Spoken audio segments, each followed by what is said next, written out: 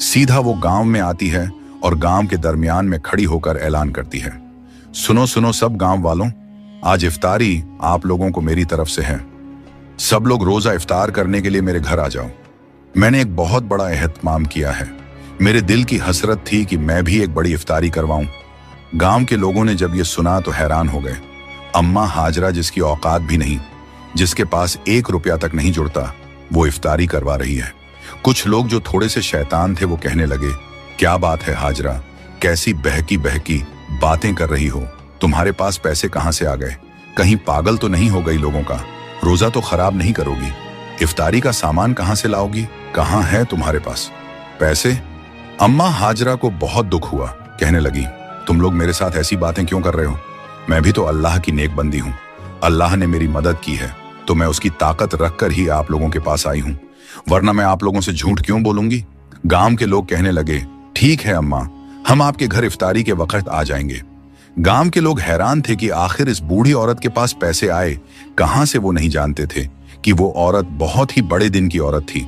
अल्लाह ने इसको खूबसूरत दिल से नवाजा था, जो अल्लाह के रास्ते में अपनी जान तक सर्फ करती थी। वो दुनिया की लालच नहीं रखती थी। गांव के लोग कहने लगे, अरे हम लोग तो भूल गए थे, इफ्तारी तो हर रोज हम बाजी प्रवीण के यहाँ करने जाते हैं। अगर हम अम्मा हाजरा की तरफ चले गए तो बाजी प्रवीण नाराज हो जाएंगी, क्योंकि वो हर रमजान इफ्तारी का एहतमाम करती है। गांव की कोई नेक लोग कहने लगी, कैसी बातें करते हो, हम बाजी प्रवीण से बात कर लेंगे, वो कोई मना थोड़ी करेगी। इस बूढ़ी औरत ने जब इतनी प्यार और मोहब्बत से इफ्तारी का एहतमाम किया है, वो सिर्फ हमारे लिए, तो हम इसका दिल नहीं तोड़ सकते।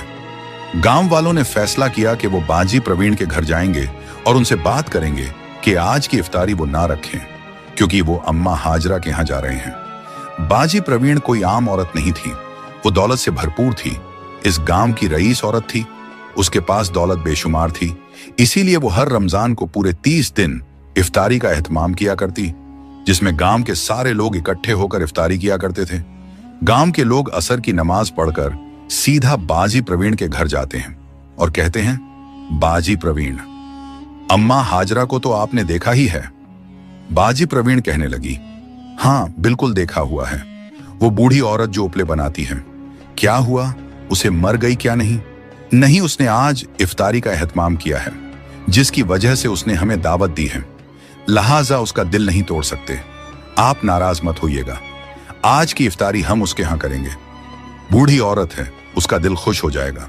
बाजी प्रवीण गुस्से से लाल हो गई।